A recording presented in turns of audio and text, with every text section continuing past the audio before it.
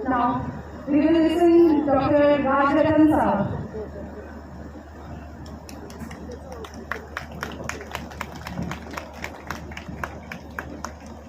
विश्व वंदनीय तथागत सम्यक संबुद्ध विश्व रत्न बोधिसत्व डॉक्टर बाबा साहब अम्बेडकर और जिन जिन महापुरुषों ने और महानायिकाओं ने हमारे हक और अधिकार की लड़ाई लड़ी, उन सभी महापुरुषों को और महानायिकाओं को मैं त्रिवार नमन करता हूं, वंदन करता हूं।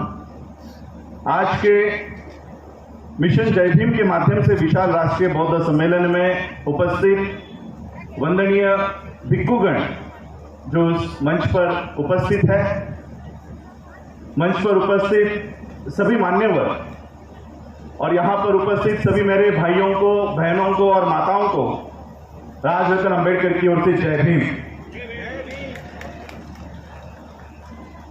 आज हम लोग राजस्थान की जयपुर की इस धरती पर बौद्ध सम्मेलन कर रहे हैं। पूरे देश भर में आज कम से कम 100 ऐसे कार्यक्रम चल रहे हैं पूरे देश भर में। मैं डेली 10 से 15 कार्यक्रमों को इनकार करता हूं कि मैं नहीं आ पाऊंगा। आज भी ये पिछले हफ्ते में 7वां 8वां मेरा ये धम्म परिषद का कार्यक्रम कि इतने बड़े पैमाने पर पूरे भारत में बौद्ध धर्म के प्रचार और प्रसार के सम्मेलन पूरे भारत में हो रहे हैं, बड़े पैमाने पर हो रहे हैं। आज की इस तारीख को, क्योंकि राजेंद्र पाल गौतम जी का मुझे फोन आया था कि ये कार्यक्रम की ये तारीख है, लगभग 2 महीने पहले से ही हमने ये तारीख रिजर्व रखी हुई थी, इसलिए मैं आज इस कार्यक्रम में आया। तो आज के दिन पूरे भारत में इतनी बड़ी पैमाने पर धर्म परिषद हो रही है, लेकिन ईमानदारी से मुझे बताओ, इतनी बड़ी पैमाने पर बौद्ध धर्म के परिषद होने के बावजूद भी क्या भारत में बौद्ध धर्म बढ़ रहा है? अपने आप से पूछो, मुझे मत बताओ। क्या बौद्ध धर्म फैल रहा है? इतनी बड़ी मात्राओं में बौद्ध धर्म के परिषद हो रहे हैं, इतनी बड़ी मात्राओं में बौद्ध धर्म के संस्थाएं बनी हुई है, इतनी बड़ी मात्राओं पे बौद्ध धर्म के प्रचार और प्रसार के कार्यक्रम हो रहे हैं, लेकिन फिर भी भारत में बौद्ध धर्म बढ़ नहीं रहा। इसका मतलब हम कहीं ना कहीं गलती कर रहे हैं, कहीं ना कहीं हमसे चूक हो रही है। बल्कि मैं ये देखता हूं, जब इलेक्शंस आ रही होती है तो धर्म के परिषद की संख्या बढ़नी शुरू हो जाती है। कांग्रेस वाले भी बुद्ध पर सम्मेलन चलाने लग जाते हैं, बीजेपी वाले भी बौद्ध सम्मेलन लगाने शुरू हो जाते हैं। बौद्ध सम्मेलन के माध्यम से बौद्ध धर्म तो नहीं बढ़ रहा, लेकिन उनकी पार्टियां बढ़ रही है, उनके नेता बढ़ रहे हैं, उनके उम्मीदवार संसद में जा रहे हैं, एमएलए बन रहे हैं, विधानसभाओं में जा रहे हैं। क्यों? क्योंकि हम कहीं ना कहीं बाबा साहब अम्बेडकर जी ने दिए हुए धर्म का हेतु भूलते जा रहे हैं कि बाबा साहब ने हमें बौद्ध क्यों बनाया है, हमारी वजह क्या है बौद्ध बनने की। 1954 में 1954 में वर्ल्ड फेलोशिप ऑफ बुद्धिस्ट के कॉन्फ्रेंस में बाबा साहब अम्बेडकर 4 दिसंबर को वहां पर भाषण करते हैं और विश्व के बौद्धों को यह बताते हैं कि भारत में बौद्ध धर्म को अगर हमें पुनर्जीवित करना है तो कुछ खबरदारी हमें बरतनी होगी। हमें भारत में बुद्ध की मेडिटेशन और बुद्ध की अभिधम्मा के मेडिटेशन, विपश्यना, अभिधम्मा, हमें बुद्ध के इस मैसेज को भारत के लोगों के सामने प्रस्तुत नहीं करना है। अगर हम इस तरह का मैसेज भारत के लोगों के सामने बुद्ध का अगर प्रस्तुत करते हैं तो वो हमारे हेतु के लिए हानिकारक होगा। तो बाबा साहब का हेतु क्या है? हमें बौद्ध बनाने का बाबा साहब अम्बेडकर जी का हेतु क्या है, वजह क्या है कि बाबा साहब हमें बौद्ध क्यों बनाकर चले गए हैं, जबकि 6 महीने में इलेक्शंस थी।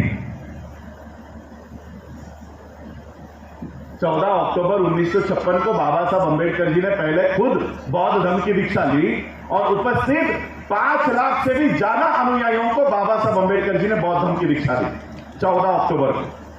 उस तारीख को बाबा साहब अंबेडकर बौद्ध ना बने, इसलिए बाबा साहब के कार्यकर्ता बाबा साहब से विनती कर रहे थे, बाबा साहब जनवरी फरवरी में इलेक्शंस आने वाली है, 1957 की इलेक्शंस होने वाली है। अगर आज हम हिंदू धर्म छोड़ देते हो तो 1957 के इलेक्शंस में हिंदुओं के वोट हमें नहीं मिलेंगे, इसलिए बौद्ध धर्म की दीक्षा ना ले, इसलिए बाबा साहब के कार्यकर्ता बाबा साहब से विनती कर रहे थे।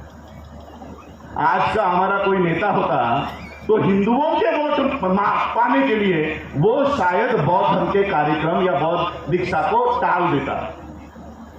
हमारे नेता हिंदुओं के वोट लेने के लिए अब मंदिरों में भी जा रहे हैं। मंदिरों में दिख रहे हैं आपको, हिंदुओं के वोट मिले, इसलिए ईमानदारी से बताओ कितने हिंदुओं के वोट मिलते हैं हम लोगों को? उनके मंदिरों में जाने के बावजूद एक वोट आपके झोली में नहीं आता, उनके एक वोट नहीं मिलते। बाबा साहब अंबेडकर जी को यही विनती कर दी गई कि आप हिंदू धर्म का त्याग ना करें, 1957 की इलेक्शंस आने वाली है। बाबा साहब ने क्या कहा पता है? लिखित है ये सारा। बाबा साहब कहते हैं तुम लोगों में से कोई भी मेरे साथ नहीं आया तब भी चलेगा, हम दोनों पति और पत्नी जाकर बौद्ध धर्म की दीक्षा लेंगे।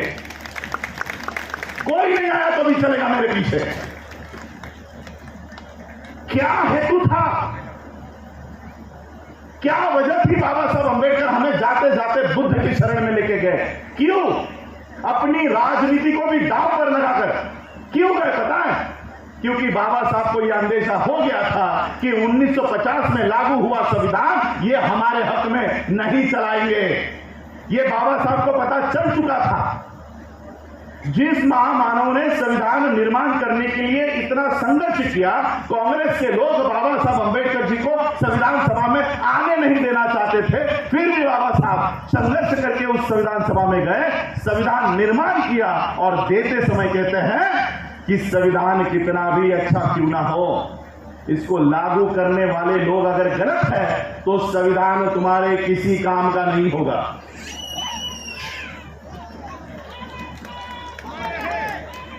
अब मुझे बताओ कि आज जो लोग संसद में बैठे हुए हैं, आज जो लोग विधानसभा में बैठे हुए हैं, आज जो लोग राज्यसभा में बैठे हुए हैं, क्या वो देश को संविधान पर चला रहे हैं? नहीं चला रहे हैं। जब संविधान पे चला ही नहीं रहा है तो किसके पास जाओगे? किसके भरोसे पर रहोगे? ये बात बाबा साहब ने 1950 में ही पहचान ली थी कि मैंने सिर्फ भारत का ही नहीं विश्व का सबसे बढ़िया संविधान बनाया है, लेकिन मैं नालायक लोगों के हाथों में दे रहा हूं, ये लोग संविधान नहीं चलाएंगे। ये बात बाबा साहब को पता चल चुकी थी, ये बात बाबा साहब को पता चल चुकी थी। इसलिए बाबा साहब अंतिम समय तक भी, यहां भीमराव जी यहां पर बैठे हुए बाबा साहब अंबेडकर जी के पोते हैं, मेरे चाचा हैं, अंतिम समय तक भी वो अपने परिवार के लिए नहीं सोच रहे थे कि मेरी प्रॉपर्टी का हिस्सा मैं बांटूं तो मेरे बेटे के नाम पे क्या रखूं, मेरे नेफ्यू के नाम पर क्या रखूं, मेरे बीवी के नाम पर क्या रखूं। इसलिए बाबा साहब अपनी प्रॉपर्टी की वहां पर विल नहीं तैयार कर रहे थे। मेरे जाने के बाद मेरे समाज के लोग बुद्ध धर्म का ठीक से और सही से पालन करें, इसलिए बुद्ध और उनका धम्म ये ग्रंथ तैयार कर रहे थे आपके और हमारे लिए। परिवार की हिस्सेदारी नहीं बांट रहे थे। अंतिम समय तक बाबा साहब के ध्यान में, विचार में, मन में, मस्तिष्क में उनका परिवार नहीं था, समाज था। इसलिए ये जो हम लोग यहां बैठे हैं ना, भीमराव जी, मैं, हम बाबा साहब के परिवार के लोग नहीं हैं, हम बाबा साहब का परिवार नहीं है। 4 बच्चे मर गए बाबा साहब के, बाबा साहब रोते हुए घर में बैठे नहीं रहे।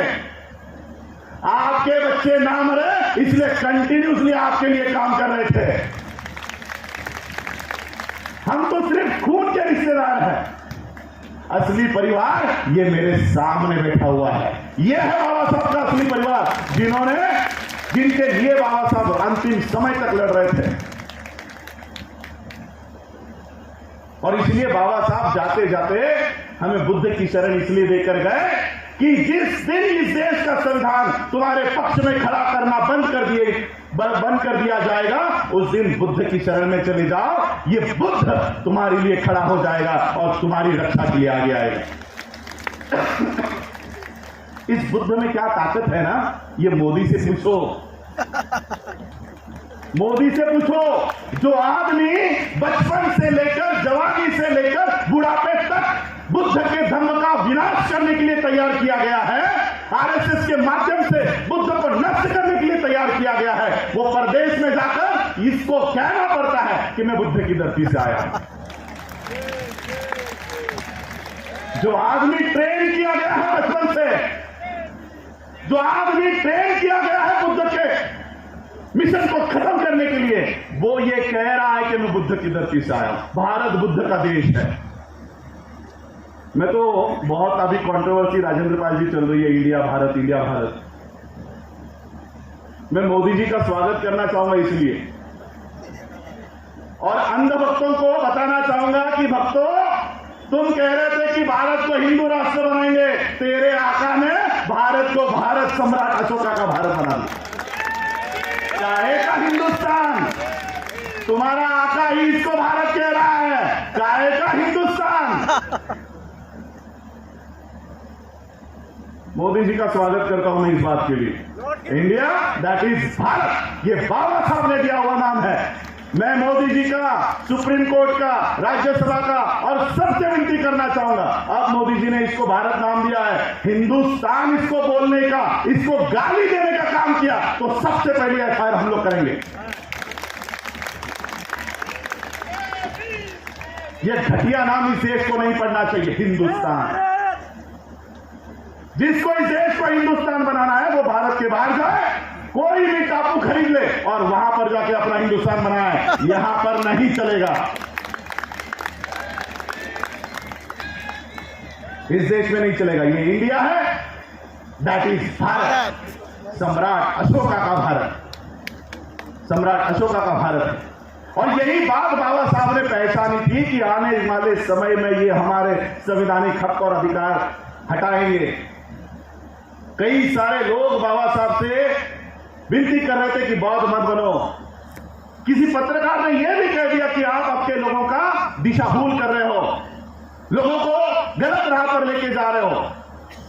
अगर ये बौद्ध बनते हैं तो इनको जातियां तो छोड़नी पड़ेगी, और अगर जातियां छोड़नी पड़ेगी तो जाति से चिपके हुए जो काम है वो भी उनको नहीं मिलेंगे।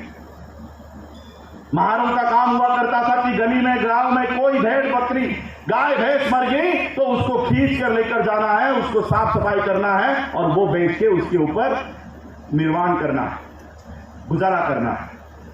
पत्रकार केसरी का बाबा साहब से कहता है कि बाबा साहब आप अपने लोगों का दिशा भूल कर रहे हो। उनको 500 रुपए मिलते हैं, सरकार उनको 500 रुपए देती है कि अगर कोई भेड़ बकरी गाय भैंस मर जाए तो उसको साफ करने के 500 रुपया देती है। आप आपके लोगों से 500 रुपए छीन रहे हो। बाबा साहब ने क्या कहा पता है? सरकार से मिलने वाला 500 रुपया और मेरी ओर से 500 रुपया, 1000 रुपया देता हूं, कल से ये काम तू करना, कल से ये काम तू करना। ये आपके पैम्पलेट पे लिखा है जाति तोड़ो। कैसे तोड़ने वाले हो जाति? जनगणना में जाति लिखवाने से ऐसे जाति तोड़ने वाले हो? जनगणना आती है तो सबसे पहले हमारे मैसेज आता है जातियां लिखो। धर्म में बौद्ध, जाति में महार, मातंग, चमार, ढोर, जाटव, गढ़ियारा। क्या आइडेंटिटी बनाने वाले हो? बौद्ध महार, बौद्ध चमार, बौद्ध गढ़ियारा। अब तो नया नाम शुरू हो गया हमारे लिए, दलित बौद्ध। सुन रहे हो ना, ये नाम आ रहा है अभी, दलित बौद्ध। कहां से लाए आप ये नाम? क्या आइडेंटिटी बना रहे हो आप लोग इस देश में? चमार दलित, चमार बौद्ध, गढ़ियारा बौद्ध, जाटव बौद्ध। अगर इस बौद्ध धर्म में जातियां उस समय होती तो बाबा साहब अंबेडकर बौद्ध धर्म को कभी नहीं अपनाते। अगर जातियां उस धर्म में होती तो हम वो जातियां इस धर्म में लेके आ रहे हैं। जिस गटर से हम निकल रहे थे वो गटर का पानी यहां पर लेकर आ रहे, इस स्वच्छ तालाब में, इस बौद्ध धर्म के सागर में, महासागर में लेकर आ रहे। क्यों? आरक्षण चला जाएगा। आरक्षण नहीं मिलेगा, सीटें कम हो जाएंगी, प्रशासन की सीटें कम हो जाएंगी। क्या यह सवाल बाबा साहब को पूछा नहीं गया होगा? इसका जवाब 15 अक्टूबर 1956 को बाबा साहब अंबेडकर जी ने नागपुर में दीक्षा होने के बाद दूसरे दिन बाबा साहब ने दिया। बाबा साहब कहते हैं कि आरक्षण मैंने ही तो तुम्हें दिया है ना, मैंने ही दिया है, मैं ही मांग रहा हूं वापस, मैं ही मांग रहा हूं। और डरो मत, चिंता मत करो, अब भी मेरे झोले में बहुत कुछ है, डरो मत, बौद्ध बनो। और बाबा साहब आगे कहते हैं, ये आरक्षण सूरज और चांद रहने तक नहीं रहने वाला। यहां महिला यहां पर बैठी हुई है, मंगलसूत्र पहनते हो गले में। बाबा साहब महिलाओं को उद्देश्य करके क्या कहते हैं, तुम्हारा पति ही जिंदा नहीं रहने वाला है तो उसके नाम का मंगलसूत्र क्या पहन के करोगे? जब तुमको पता है ये जो लड़का तुम अपनी बच्ची के लिए देख रहे हो वो 10 दिन के बाद मरने वाला है, क्या ऐसे लड़के से अपनी बेटी की शादी करवाओगे जब आपको पता है कि 10 दिन के बाद मरने वाला है? उसी तरह से आरक्षण 10 साल के बाद, 20 साल के बाद, 50 साल के बाद ये मनोवादी लोग हमारे हाथों से छीनने वाले हैं। इसके लिए तुम लोग महार, मातन, समाज, ढोर, गड़ियारा, जाटव ये सारी नाम लगाकर मत रहो, ये मत रहो, क्योंकि बाबा साहब चाहते थे, बाबा साहब जानते थे कि महार, मातन, चमार, ढोर, जाटव, गड़ियारा ये जातियां, हजारों नाम की जातियां लगाकर अगर हम रहे तो गली में भी हमें कोई नहीं पूछेगा, गली में भी नहीं पूछेगा। और अगर हम बौद्ध नाम से इस देश में अपनी पहचान कायम करें, पूरा बौद्ध विश्व हमारे स्वागत के लिए खड़ा हो जाएगा। ये बाबा साहब जानते थे, बाबा साहब जानते थे। मैं अधिक समय नहीं लूंगा, 10 मिनट ही मुझे मिले थे। एक बात बाबा साहब की आपको बताकर जाना चाहता हूं कि क्या करके गए हैं बाबा साहब, जाते जाते आपको क्या मंच पर लाकर गए हैं। यूक्रेन और रशिया का युद्ध थोड़ा थोड़ा याद आ रहा है? हाँ जी। साल भर पहले यूक्रेन और रशिया में युद्ध छिड़ गया। रशिया जैसा एक बहुत बड़ा देश, उसने यूक्रेन जैसे एक छोटे देश को पूरी तरह से तबाह कर दिया। सारी बमबारी करके, मिसाइल छोड़ के पूरा देश तबाह हो गया। ये युद्ध तो हमें पता है, लेकिन युद्ध किस वजह से हो रहा था ये पता है? यूक्रेन नाम का एक देश नाटो नाम के एक ऑर्गेनाइजेशन से, संस्था से वहां का सदस्य होना चाहता था। नाटो ये 10 देशों का एक संगठन है, 10 देशों का संगठन है नाटो। उसका सदस्य यूक्रेन को होना था, और यूक्रेन अगर उस संगठन का सदस्य होता है तो वो पावरफुल हो जाएगा। इसलिए रशिया को डर लगने लग गया कि ये देश अगर इस संगठन का सदस्य बन गया तो ये हमको आंखें दिखाएगा। इसलिए रशिया ने कहा कि हम इसको सदस्य होने नहीं देंगे। कितने देशों का संगठन? 10 देशों का संगठन। 10 देशों का संगठन यूक्रेन जैसे देश को ना हो पाए, इसलिए पूरा देश रशिया ने तबाह कर दिया। हमारे ऊपर कोई बमबारी नहीं हुई, हमारे ऊपर कोई गोलीबारी नहीं हुई, हमारे कोई घर जलाए नहीं गए, हमारे कोई लोग मारे नहीं गए। बिना किसी मांग के, बिना किसी युद्ध के बाबा साहब अंबेडकर जाते जाते हमें 135 देश का सदस्य बना गए। 135 देश। ये सारे देश आपके लिए खड़े हैं, वो आपके लिए, आपके मदद के लिए आना चाहते हैं, वो आपको मदद करना चाहते हैं। लेकिन भारत के बाहर बहुत कौन है? मोदी, योगी, अंबानी। देख रहे हो ना वीडियोस?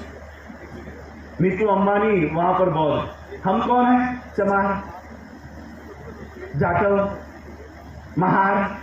तो बहुत देखते हैं ये तो चमार हो गए, चमार, इनको क्या हम मदद करें? ये तो महार है, इनकी क्या हम मदद करें? वो बौद्ध ढूंढ रहा है, और बौद्ध कौन है? योगी आदित्यनाथ।